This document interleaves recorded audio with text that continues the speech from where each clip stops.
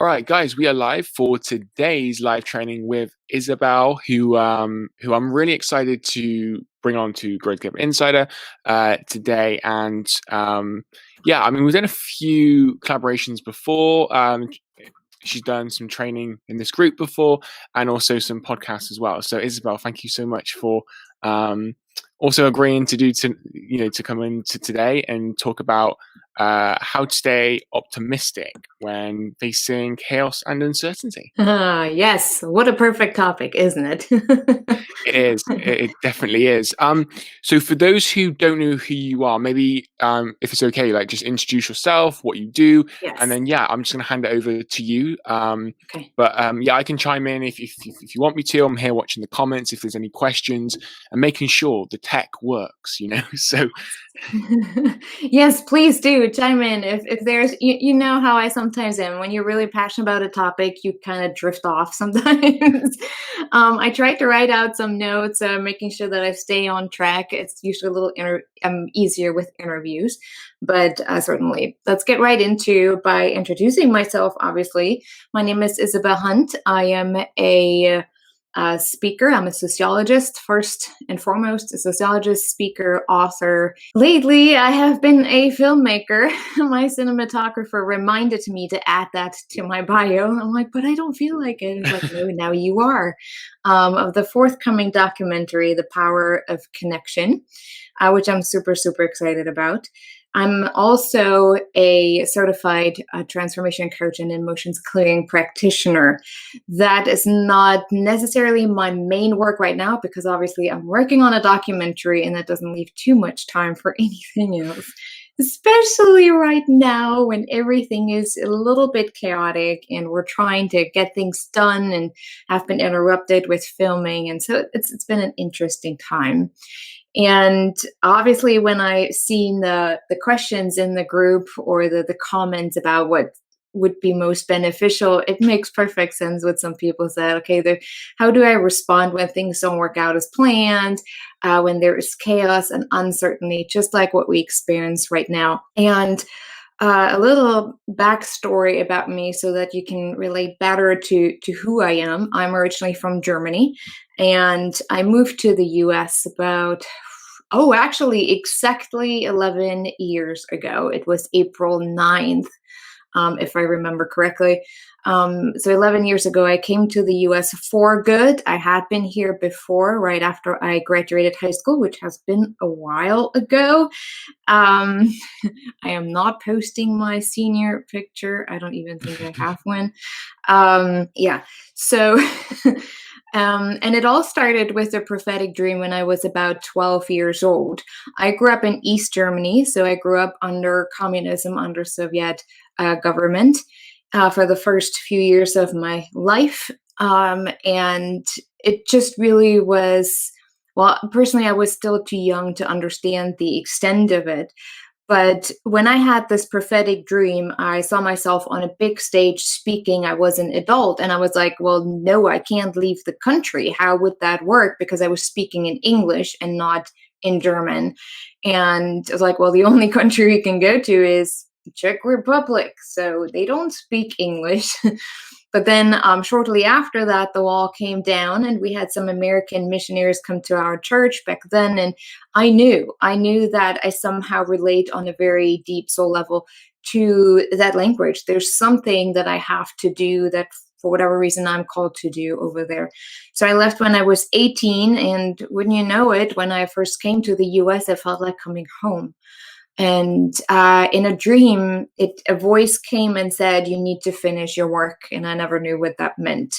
There was actually a lot of ups and downs to be able to stay here. It is really, really not easy to get a visa or to be able to stay for good. There was a bit of a up and down. I almost got deported and I had to go to Canada. And it just never really went the way I wanted to. Talking about not having things turn out the way we planned and the way we envision it, right? It was just a real up and down. At the age of 27, I found myself never having had a real job that made more than $12,000 a year. I wasn't in a relationship like most of my friends. I didn't have any kids like most of the people that I grew up with. And it really got me into a spiral down in my entire life, to the point where I just wanted to give up on everything, and just I was just so numb at some point that I was like, okay, whatever.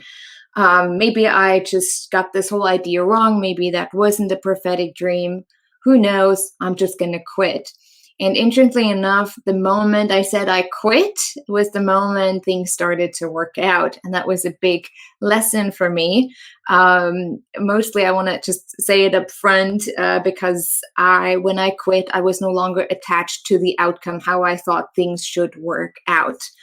And that brought me on my journey to where I am at today. I did get married. I've been married for the last 10 years. We have a 6-year-old son, who is hopefully taking a little nap. I doubt he is. But he's good in his room, especially quarantine life is hard for a child that age. So but over the last 10 years, I went on a really, really deep journey within, where I had to discover a lot of things about myself and what I had identified with until then. And something that I discovered about myself is something rather supernatural, not something that other people experience too. My whole life, I always thought everyone thinks that way, is a gift that's called synesthesia. It's a medical term for where your mirror neurons translate everything in a different way than what you should perceive it. So, for example, energy that we don't necessarily see physically, my brain translates into color. So I see everything in color. So it's letters, numbers. It's when I focus on the energy of the collective, I see that in color.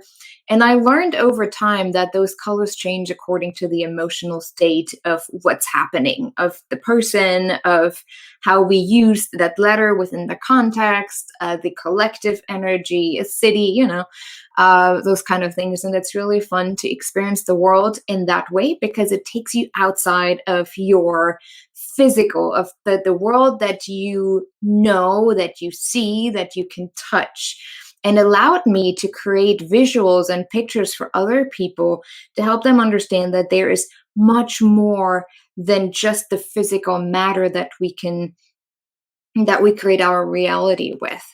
And that then led me from my studies in sociology, it led me on a journey to really go deep and discover our emotional world. And what I had noticed, and especially being a sociologist, we love statistics, we love empirical studies, we love like figuring out the commonalities of specific groups and then put them all in those under those different categories. It's kind of fun if you're a very analytical person. However, once you turn into a more spiritual person, you think there must be more. Have we not noticed that what we have done so far through science, through the way we have created our societies, that has really created a separation between, not just between each other, but also between ourselves, like our internal soul selves versus what we represent often to this world. And what we have to notice, and I think understand to really get the point of this, is to understand the overall history of things. And I'm going to keep it as simple as possible and as visual as possible. If I close my eyes, that usually means that I'm just seeing a picture and I'm trying to explain it to you. That's just how I work, a very visual person. So I think what we have to understand is that at some point there was synergy. There was balance between nature and humankind, which is pretty much part of nature. We are all one. If we were to strip ourselves of the physical matter, if we would just pretend this would not be there, we can never destroy energy. Energy is still there. So we are made of little atoms and molecules, and that creates the energy stream within our body that like has different densities, and that's how we experience the world. very simplistic. Like there's much more to it, but it would be too much. Um, and so if we were to strip everything of the physical matter, we would all just be energy floating around according to the experience, even the emotional world of the stream. Like emotions create different frequencies, different vibrations. We know that in a very simple way. If you're at a party and the party's going really well, and suddenly you have someone come in who is really aggressive and just wants to punch someone or just wants to start a fight, you feel that immediately that the person comes in the room. Now, imagine continuing that picture of there is no physical matter. You don't actually see a person, you just see energy floating in. Well, that energy goes through, hits different atoms and molecules, and therefore influences how other people are experiencing suddenly their world. Other energy, other energy frames. Let's say it that way. Now, once we add the physical matter to it, it just kind of intensifies the experience because, well, more intense or more density with otherwise we wouldn't be able to see ourselves, right? And over time, if you look at history, people have understood this, knowing, especially indigenous people still do, that we are one with all that is. That means with the environment, with the animals, with each other, that there is no as spiritual, no energetic separation. And suddenly, it's almost like this perfection of world, right? That we want to experience, that we all yearn for. And suddenly someone comes in and says, well, wait a second, you cannot have this kind of power. I need to have this power. So we have created slowly but certainly an environment of superiority, that certain people who have a certain skill, who have a certain look, who have a certain background are superior to others. And over time, they have noticed that the emotional world that we deal with on a daily basis is the driving factor for directing someone else's experience of life. So hundreds of years ago, probably thousands of years ago, we started to use emotions and the spiritual understanding of our emotion to control other people. A very um, plain example is just Martin Luther when he separated the Catholic Church and created the Lutheran Church because he wasn't okay with how people were manipulated into the tithing, and how that just became a really powerful factor. In the end, he just created another institution himself with a similar construct, which I don't know if he intended that or not, but he already knew that emotion or the emotional power was used against the people. The same with Rene Descartes in the 17th century. He was a philosopher, and he really wanted to dig deeper in how we experience the world and how it is energetically and spiritually connected.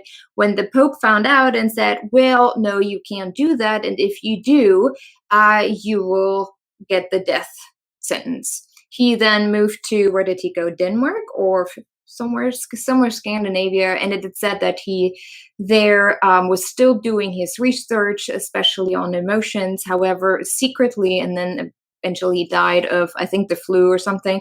But a lot of people say he was poisoned. And that just shows just throughout history that there were people who genuinely were interested in what emotions really are. How can they help us to experience a way broader, a less limited world that we have created? But it got cut down real fast because, again, people in power noticed that if we can control a big chunk of a population, well, then we have to make sure that we can push the remote buttons in the way we want them to experience life. And that's when we created the society that we have today. In the way we're being influenced, we have to acknowledge that we're being influenced on a very daily basis, from the way we experienced education history. Something that really jumped at me was when I first moved to the US and I read American history books. I sit there, I'm like, wait a second, we were taught that in a different way. Like, we were taught the opposite of what you guys are teaching. And so I noticed that no matter where you're at and within what culture you grew up with, that everything had been tweaked to make it sound like, oh, we were actually the better people, or there was a reason why we did this or that. And especially when it comes to American culture, there's a lot of the Superman, Batman culture. We need to save the world, kind of. And that's how history books have been written as well. It was very interesting for me to just even notice that comparison, like, whoa. And we all create that within our own identity and our own culture. So that is just school that really creates our identity, right? And then there is parental expectations. Your family has certain expectations and how you're supposed to grow up, what you're supposed to do. And that was actually one that drove me into depression. I'm the oldest of 5. And so I always thought that I was expected to be that example to everyone else. And so I studied something that I knew I shouldn't have ever. That was economics. I got kicked out after 2 years before I studied sociology. And I drove myself to the point where I was walking in front of a car and I didn't even care if they would hit me or not, because of those strong emotions around the social expectation or even my parents' expectation. And then the further you go, the more you have those social expectations, especially if you're an entrepreneur, which I think quite a few in the group are. There's just this expectation you need to have a certain amount of money in your bank account or a certain amount of clients to be deemed worthy, to be considered as influential, to be considered as someone that people want to learn from. And I have been in the entrepreneurs world for the last 10 years. And to be honest, after 10 years, I am literally sitting here like, F this. Are we allowed to swear? I don't know. Yeah, for sure. Go ahead. Okay. Because I noticed the more I conformed to what I thought I had to do and how my business is supposed to look like and what people expect from me, the more I became depressed again and the more I became very restless within myself. And so every time, I know someone asked that question, so every time a client canceled and every time I didn't have enough clients where I was to the point, oh my gosh, can I pay my bills this week or this month even? I made that a huge deal. I was riding this emotional roller coaster the entire first couple of years of my entrepreneur's life. And then I had a coach that I worked with and actually still work with. And she said, Isabel, you are a renegade. You don't do things like everyone else. I'm like, well, but how do people notice me then? And how do they recognize my work? And, and I'm not the person who screams louder and louder just to be heard. I'm rather the person who says, well, fight for yourself. I'm going in the woods. I'm out of here. That's more like I'm not a very competitive person. I didn't grow up very competitive. So I'm like, I'm going. Yeah. Do whatever you need to do. And there were times where I beat myself up over that. I'm like, you have to fight, you have to show up, you have to hustle. And it got me in a really deep, deep turmoil. But that is also set up like this on purpose, especially entrepreneurs who have found their own voice. You can't quite control them the way you can control people who work at a factory, who really have and that doesn't say that this is a bad thing to do, to work a job, but it's easier in an environment where it's easier to controlled by certain requirements within the company than even from the government. There are certain rules and outlines and how things are supposed to go, right? And even within the entrepreneurs world, but there are still some wiggle rooms in the way we can do things. However, there's a huge power struggle going on within the entrepreneurs world that can create that power struggle within yourself.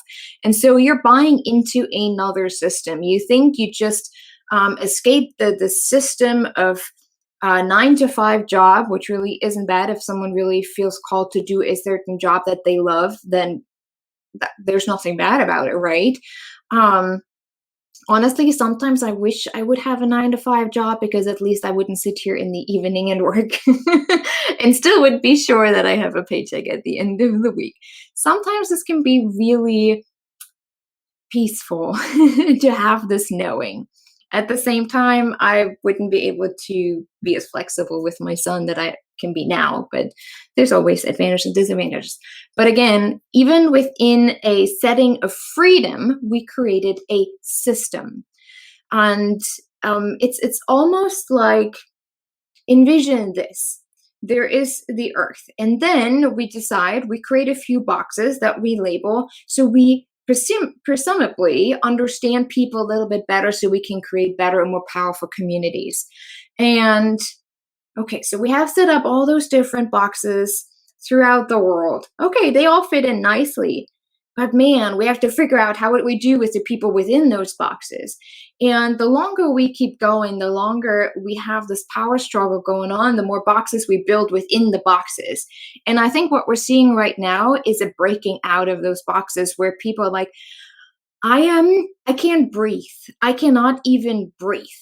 And I just want this entire system to be broken down. And I think even though we're experiencing a real virus, within the collective energy, we kind of have created it ourselves. Because when you see the results of it, we're breaking out of our new normal or our old normal. We're creating a new normal. We're breaking out of stigmas, how we think economy is supposed to go. What defines success? Now suddenly we're sitting in the same boat. Oh crap, you lost clients? Yeah, sorry, me too. That sucks because everyone is holding on to their money because who knows what tomorrow will bring. Are we going to sit here for another 3 months? Are we able to go back to work tomorrow? And it's interesting for me to see how people who do have a little bit more money or a bigger reserve now say, hey, you know what? I share some of that with you so you can pay your rent. I've seen that last night. I almost cried. People you don't even know suddenly come like, hey, I'm realizing you're working on this. Here is another $50 for this. So what I think that we have to really understand is the system that we are ingrained in or that has been ingrained within us. And that sometimes is really hard to break up because it's our identity. It has created part of our identity. If we identify with the purpose or the calling that we have, or if we have identified with our culture, the nationality, or even identifying with being white or being black, those little, there's so much that we identify with or that we make our identity, that we create our identity with, that it's really hard to just rip off an arm and a hair and a leg, if we were considering your identities being parts of your body. It hurts. Suddenly, if we had to take all that away, who are we? What are we supposed to do? And a lot of times when we are in a turmoil, when we go the roller coaster of the emotional ups and downs, it leads us to a point where we are being forced to face some of the things that we have attached to. So to the example someone posted, how do I deal with the emotional ups and downs when things don't go as planned or when I don't get the client that I thought I would? And there's some good questions. For one, maybe the client wasn't in alignment with who you are. Maybe it just wasn't in alignment with where they are at the moment, so that the work together wouldn't have worked out well. But maybe it has nothing to do with not getting the client. Maybe it has more to do with your reaction to it. So it's a reflection of, well, for one, what do you actually really want? Or why do you really want that client? Is it about safety? Do you need them so that you can pay your next rent? Do you need them to pay for food? Which is all logical concerns, right? It makes sense. Those are real, true challenges. But when we take a really deep look from more from a spiritual perspective, and we truly believe that we're always provided for, then we have the power to choose clients from a perspective of empowerment. I really want to work with them for XYZ reason to serve them in a bigger way. And so there is an underlying subconscious, often a subconscious attachment to why we need this contract, to why we need this client. And that's something to reflect on. Sometimes what has happened with a lot of my clients, they come to me and bring up similar scenarios, and we reflect on what was your true intention behind that? What was the subtle intention behind getting this client? I know that from myself, if I have people reach out that I consider as more successful than me, I am more like, yeah, maybe I shouldn't work with them. What if they think I'm actually not good enough? What if they think I suck and then they go out to other people and tell them? And then I catch myself, I'm like, what in the world am I even thinking? Like, why am I thinking this? And then what helps in this moment is you can, even people just close your eyes, that usually is for me the easiest, and you just take those different voices. So for example, the voice that came up in that moment, which would lead to me repelling the client, like I would do whatever subconsciously to not get that client, so I don't have to justify all of that. So the voices would be, I am not good enough, or I'm not as powerful as they are, or oh, they probably just gonna test me, and then go out and tell people about it. I'm giving those different voices a stage. And then I talk to them almost like they're right in front of me, like people, and I say, okay, what justifies what you're thinking here? What do you think, or what are the facts that this makes this true? And most of the time when I go through this spiel, at the end, I'm like, okay, none of that is true. I'm making this up. And what I've learned from a spiritual perspective is then I just ask the divine, I ask God to activate trust and comfort and compassion and love within every single cell of my body. So that's a really simple tool, what you can do when you have this thought of, I can't do this, or I shouldn't be doing this, or why didn't I get this client, or why didn't this work out the way I thought it would? You can really trace that back, and what is my actual story, my intention behind that, what are my concerns and what are my fears. The things that we have to understand in our society is that we're operating from fear 24/7. We are trained that way because people who are in fear are easier to be controlled. And fear is an indication of separation, or the belief of separation from a divine power, from a divine force. And your emotional world is that connection between your physical 3D reality and your soul that is connected to the divine, that is part of the divine. So with the documentary, for example, we go a little deeper into that, where I created this picture. I'm going to share it with you. I hope I can. My animator is working on this right now, so I hope I can put it in words. So how I experience it is that when things don't go as planned, or when there is chaos or uncertainty, that usually is a sign for us to go within. And the spiritual is going deep. We can't just do the la la la la kumbaya, and we meditate every day, but nothing is changing. Well, what are the intentions of your meditation? Are you just trying to manifest things instead of actually going deep? And and when we go deep, let's say, envision this: you go deep, and then suddenly you have this really beautiful gate. For those who have seen the movie poster of the documentary, there's a beautiful gate with really amazing bright light coming out. Well, but before we see the actual light, which is our soul reflected back to us, you have the gate covered with a curtain. The curtain is the illusion of separation with the divine, which is your ego most of the time. And if we were to open that curtain, you would see your emotions. I call them the guardians of your soul. Your emotions continuously communicate with you. There's your spiritual connection. They continuously, or they constantly communicate with you in the way of, are you aligned with your soul's purpose? Are you aligned with who you are, which is always the alignment with love, always, never anything else. Because love, unconditional love, is the highest vibration that you can perceive. Like there's nothing more than that. And so what happens when we do not evaluate the curtain, meaning the voices of the ego, the system that we have bought into, the programming, the belief system, everything that we think we should be is part of that curtain. And if we don't take the threats apart and take the curtain down, all we hear is the emotions through the curtain. You pretty much play silent train. If someone whispers something in your ear and the last person figures something else out that has never been said. That's kind of how the emotions work through the curtain of ego. You receive within your physical understanding the alteration, the altered voice of your emotions.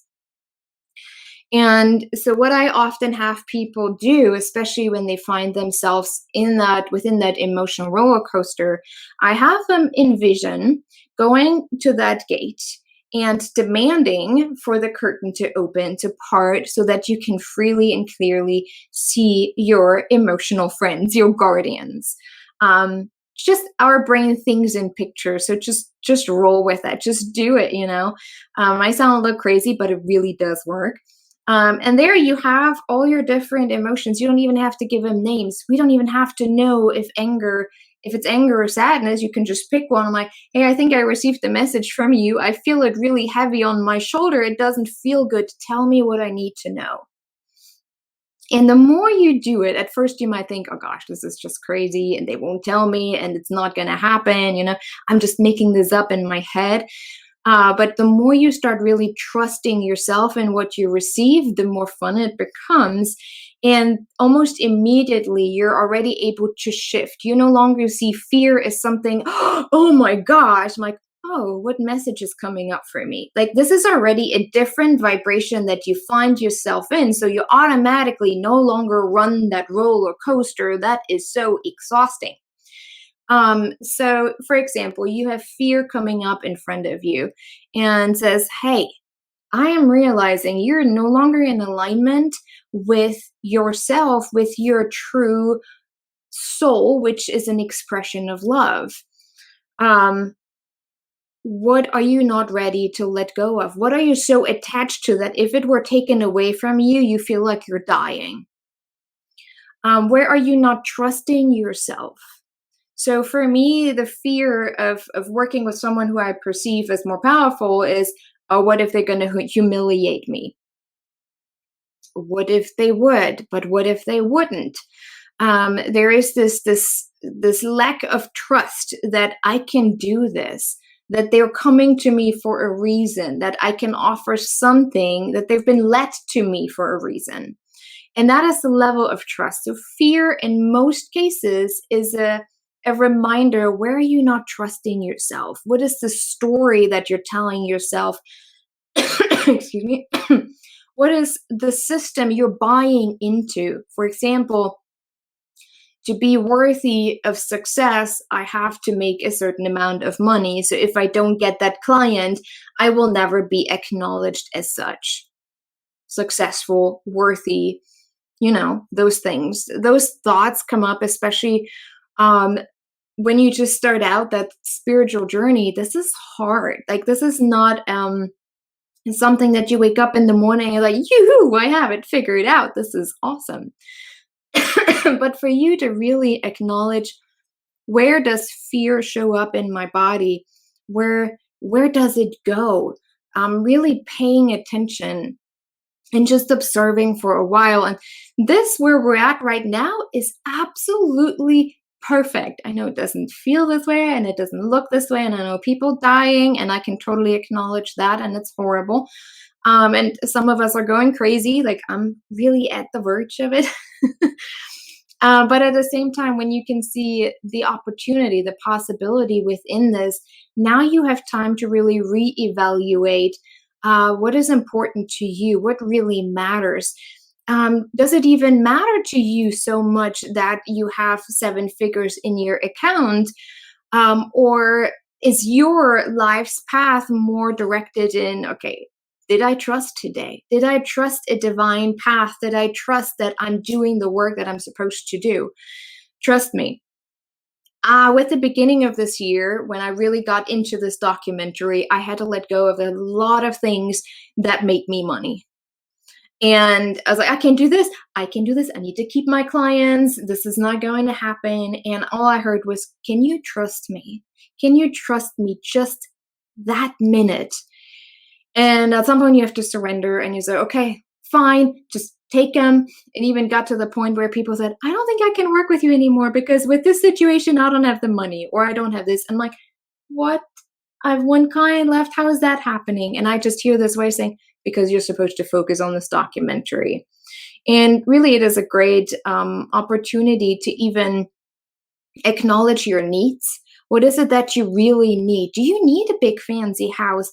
Or is it actually more the connection to nature, knowing that we are safe as humanity, that we can be with each other without all the judgment, without all the boxes. And I've noticed, especially within younger generations, we see that desire way more than making millions of dollars.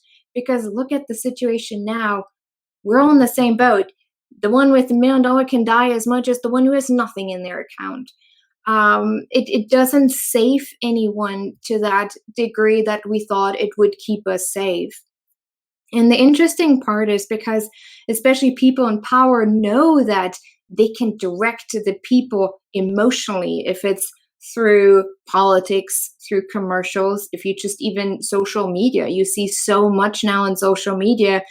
And people saying, like, take your business online. Well, you can turn off the computer online to just escape it, but it's almost like part of your energy is sucked into it and you're stuck in it. It's like the Matrix.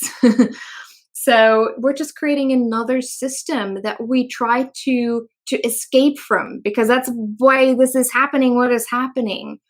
And it doesn't mean you shouldn't take your business online, but what happens if even that were be gone one day and suddenly we have a total blackout? Who knows? I'm not saying that this is going to happen, but let's just go to the place where we say, what if all of that we thought is important to living our life is being stripped away from us? What are really the essentials? And I think that we're called to look at right now what is essential for humanity, for this earth to create a place that does reflect peace and this does reflect love. And we can do that through our emotional world and understanding more of what it's trying to communicate with us, that it's nothing bad or negative or, oh my gosh, this person is angry, we can't be with them, or they are always negative. There is a reason, and often it's just a reflection back to us in a very powerful way. And so people who are emotionally in control, who understand how they experience it, where they experience it in their body. I'm like, oh, I just got triggered. Let me take a deeper look. Or does this really resonate with me? Like, even with the overload of information now, we all know it. I mean, there's a lot going on, but there's also a lot of crazy stuff going on out there where you just have to sit back and say, does it resonate with me right now? How does it feel in my body? How does it feel true to me? If I were to truly come from a place of love, how would I be able to use that information and transform that? If you can't, don't get involved with it. Just don't. Doesn't mean that it has to be false or that it's true and you're just ignoring it. You're still being vigilant and watching and observing.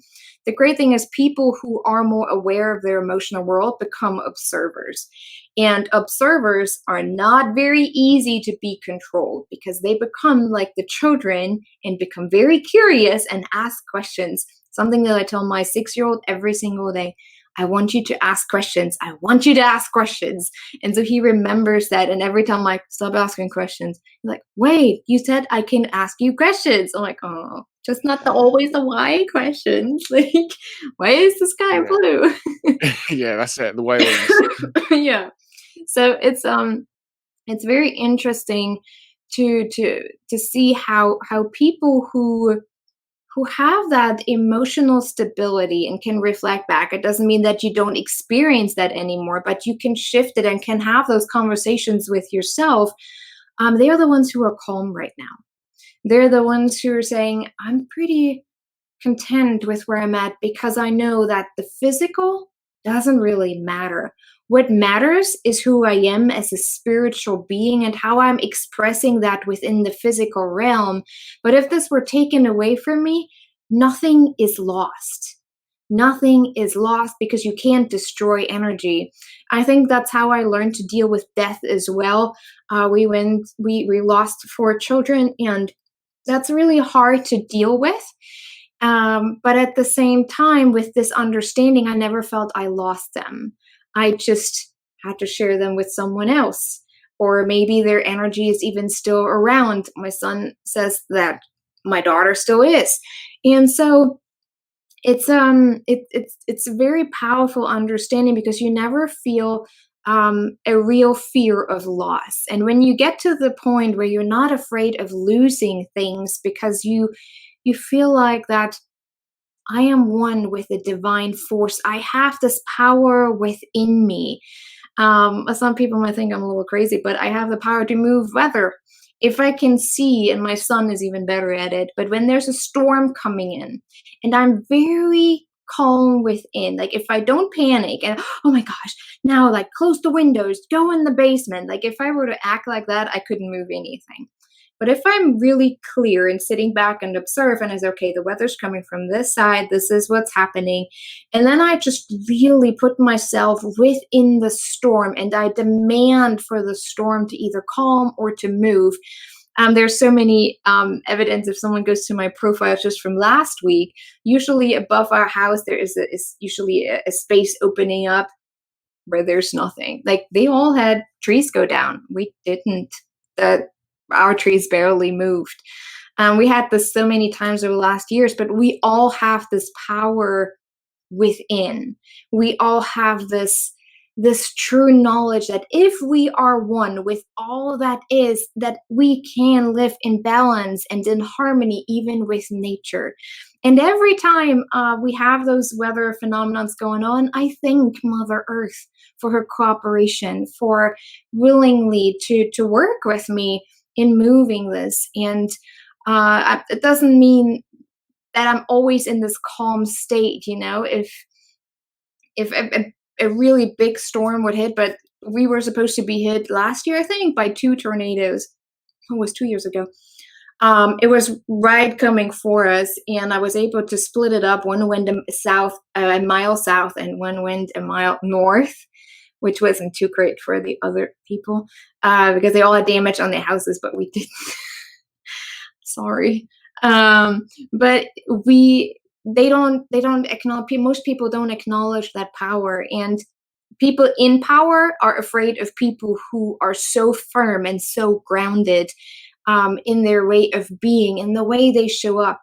I have no problem sharing the deepest fears with people like those platforms. There's nothing for me to hide because I know that even on a very deep energetic level, you already know. You may not be able to put that into words, but in some ways people know. We affect each other. It's all a ripple effect. And that is why it makes it so beautiful. When you see it, when people focus on the good in this world, suddenly you see more of that good in the world. But I think a lot of us have given away that power, that emotional gateway to those who are in authority. When we created hierarchy, when we created patriarchy, systems that keep people in line. You have to do this or you're no longer normal. If you're not normal, you're going to be put on medication so that you fit in. And that is just a very and dangerous system that we have created, and it takes away um, of that oneness. It takes away uh, from that the uniqueness of who we are. Like if we say the divine is the sun, then we are the rays of the sun. And each ray has its own power that can warm others, that can bring joy to others. We know how we usually feel better when it's sunny out, and I'm sure you know that, especially. Sorry, you guys got the weather up there.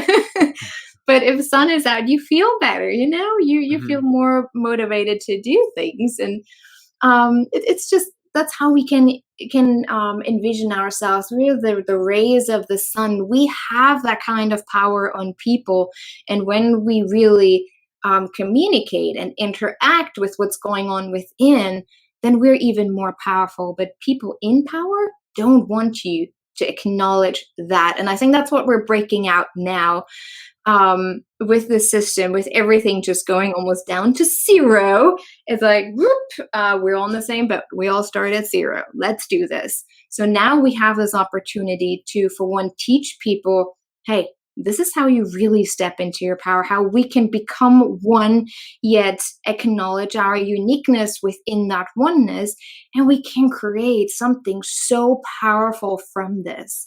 And that's why I want to say chaos and uncertainty is not something that's bad. We've been trained to think that this is bad, and then we add to the chaos by fear.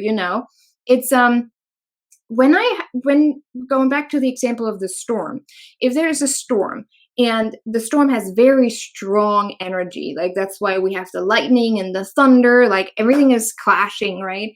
If you were to add your own fear to that strong energy of fear, you are intensifying the storm. If we were to be calm and just trust that whatever is going to happen is happening for a greater good of all, even within the chaos, you are in the eye of the storm and you can observe. And those who observe can change and shift the storm. And we need more people like that who can observe and then come together and shift and move and weaken the storm in a way that doesn't just serve ourselves or our ego or our pockets, but humanity. And that's what I want to do with the documentary as well. We want to call out to rediscovering the soul of humanity, not just who we are as ourselves, but who we are as as a soul, as a collective soul. And to wrap it up a little bit, um, when I talked about my gift of seeing color, and every time if I'm on stage or if I teach a class, I tune into the collective of the group that I'm going to speak to. And sometimes most people feel drawn to a certain event for a very similar intentions, like a very similar draw to it for similar reasons. And what I've noticed about this group, especially right now, there's different speckles of color, but the main color is red. And red is about grounding. It's usually part of your root chakra. So I think what we're finding ourselves in, or what the call is that we have to say yes to, is let's ground ourselves more, connect with nature. We have this opportunity now that everything is slowed down. And then respond from a place of trust and calm instead of a place of, hopefully I can pay my bills tomorrow, hopefully I can have my house still tomorrow, hopefully. And that just creates to the chaos and the uncertainty. It will never bring you any clarity in what is next for you. And so I think for the collective energy of the group, we're called to really settle deep within and connecting deeply with the earth and nature so that we can really take actions that are divinely orchestrated, and not just because we think this is what's going to happen or what should be happen so that we feel safe and in control. We will feel out of control for a while. We won't go back to the old normal. We can't, not after this.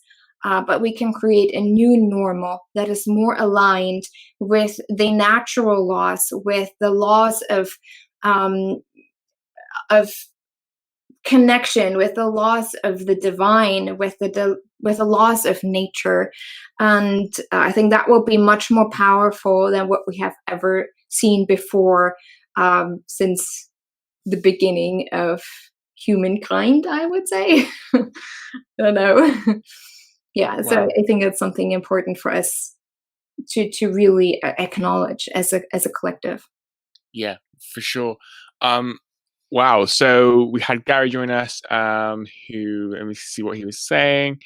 Um, very, very true. Amazing words. Thank you. So, so we had Jamie join us. So we had a few others join us as well. I'm just wondering if like on a more like a practical level, if Mhm. there's things that people, I mean, you spoke about some kind of within there, but I'm wondering if there's more, or if there's some more like practical things that people can do, or is it just like you say, the people who are more aware to this to then teach others? Yes, I think what is happening. Okay, the question is, do we actually have to like really teach others, or do we just live it? For Mm, example, yeah, how I very often true. do it is like I had an interview right before all of this started. I had an interview and it never aired. They just didn't think it was good for their audience. I don't know. That's okay. But I shared very openly about my experience, how I have been moving through anger with this. I was very, very angry at society. I was like, if you could just take better care of yourself, we wouldn't have the storm problem and we wouldn't be sitting here and we wouldn't be locked up. You know, I had all those really nasty thoughts that were very superior once I took a deep look. And I just started to meditate on this and to really ask to receive, what is this anger about? Anger is about boundaries. Anger is about, where am I out of alignment with myself? And that was, in that case, I was no longer in a space of love. I was in a space of judgment and ego and superiority. I felt superior to everyone else who didn't take care of themselves. And that's not a good place to be in. But I shared that very openly. And then people actually, I shared in another interview as well. And then people came back, I'm like, it's someone who teaches that for the last 10 years, you would think they just teach that, but they wouldn't actually share about their own experience, or Mm, they think you have already passed that level of, emotional distress. But that's never true. It's just something else for me to learn. You never stop learning. Um, every time you experience an emotional shift, you learn something new about yourself. And something that I forgot to mention, from a sociological and psychological perspective, we have looked at emotions as, if you feel this way, then you feel anger. If you experience it this way, then you feel sadness. If you feel this way, then whatever. But that's actually not true. There have been new research done, especially by what's her name, Lisa Barrett. She is a doctor. um, she has her PhD, and she said that it's actually not true that we boxed up certain emotions and how we're supposed to feel them. It is a very individualized experience, because they depend on past experiences. We right. rely on those emotional experiences according to our past experiences, and obviously we don't all have the same experiences, so we can't put them all in the same box and say, well, you just that did that. Like, for example, you punch someone and people say, oh, you were just angry, and they said, no, I was sad. Oh no, there's something wrong with you. If just felt sadness by punching someone, then there must be something wrong. But it's just how we ingrain that into our brain, and how all those experiences eventually build up and measure up to how we compare it then when we have a similar experience in the future. So it's all very individualized. Something that is a more that it's just hard to explain, but something that I can offer. And I know, like I said, everyone is taking their business online, so they all want you to sign into their email list. It's great because eventually you have thousands of email in your inbox. I really don't care that much, honestly, but I can. I have a um, The Emotions Guide to Success. I think that's what it's called. Jesus Christ, I should remember my titles of the stuff that I offer. But if you want, it's I think it's 3 or 4 pages of examples of how we can observe and how we can communicate with our emotions. It gives you a little bit of an overview that comes from, okay, this is what you know, this is what you have been trained to believe about anger.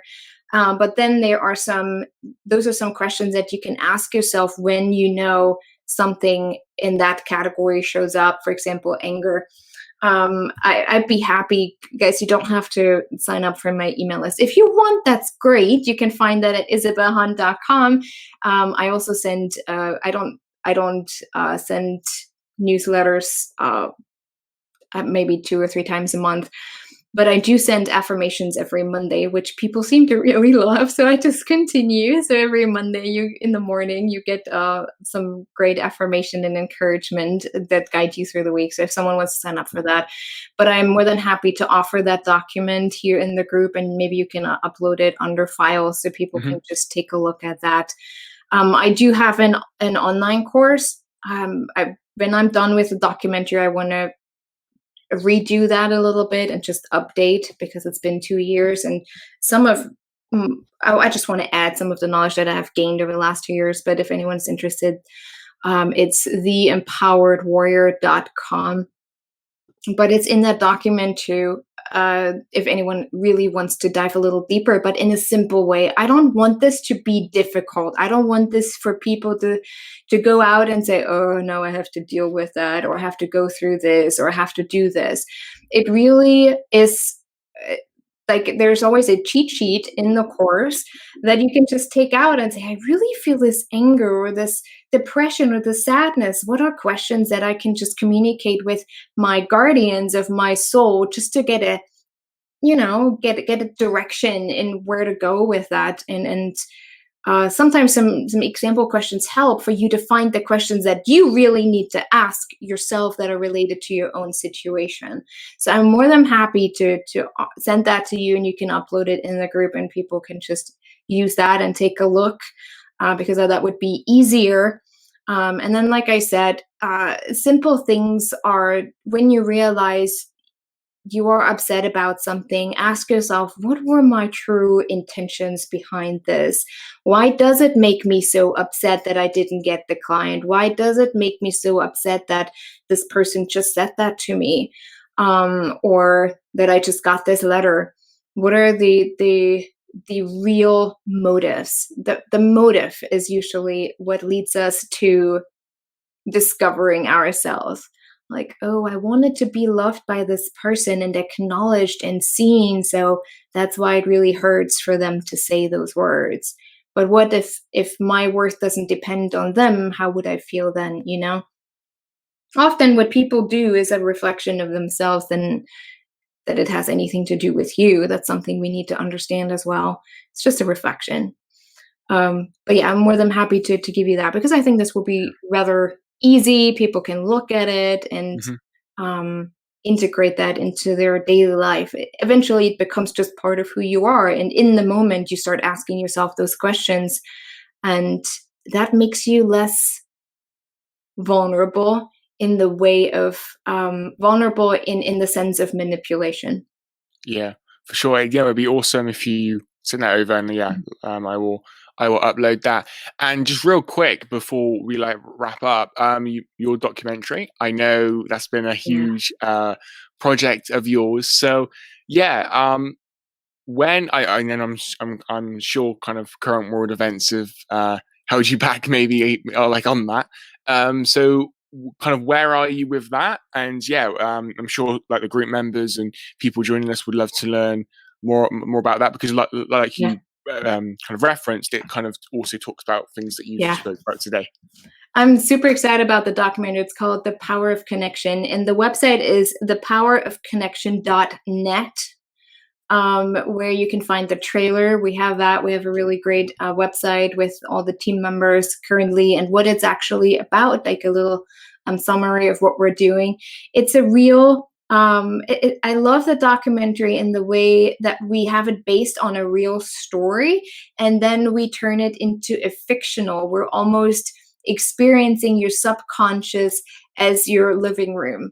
And so we're going through your living room and rearranging furniture to help you understand this is what's actually driving you. And this is what is actually impacting you with your daily decisions and how you connect not just with yourself, but also with others. So I'm really excited to get this done. We still have some filming to do, just little things that need to get done. But it's a little bit frustrating because it's really just things that we need out at the park, and we can't even go to the park to film that. So it's like, oh, people, just let me go to the park. I won't sneeze at anyone or cough at anyone. We probably already had it anyway, so it doesn't matter. But we have that. I just hired an animator. She is from Purdue, which is awesome. She's really talented, Kelly. And so we're working on some illustrations and the animation right now and really starting to put it together slowly. The good thing is we're missing the beginning of the documentary and the end of it.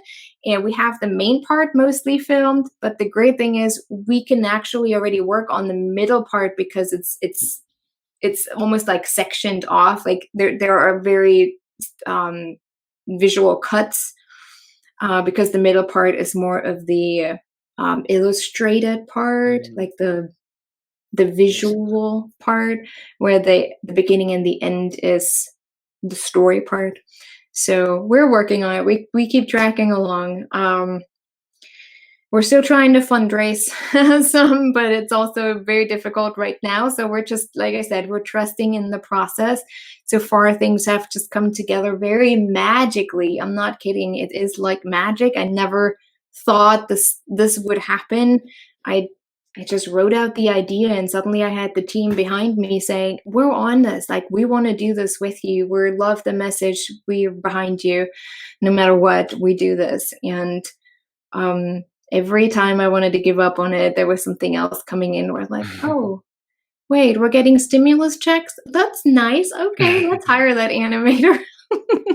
Like those little things where you're like, oh, I don't know how to do this, how to do that. Or it's every time there's something that's just like, no, you're going to do this. This is going to be important, especially once things become relatively normal, but people have to figure out their new normal. Well, Isabel, I've put the link, thepowerofconnection.net. Is that right? Yeah. Yes. So I've put that in the comment section. So guys, please do go over and check that out. I've seen the trailer and and it looks really awesome. I know we've had a couple of conversations about it. So it's I'm excited to see it. And so guys, link is in the comment section. And so your website is just your name, right? So isabelhunt.com. It's ISABELHUNDT.com. Awesome. I will put that in the comment section as well. Isabel, do you have any final thoughts or like words of inspiration for our listeners? Inspiration. Okay. So right now, I think we're all called to break out of systems, to really not just fight for ourselves, but fight for humanity as a whole.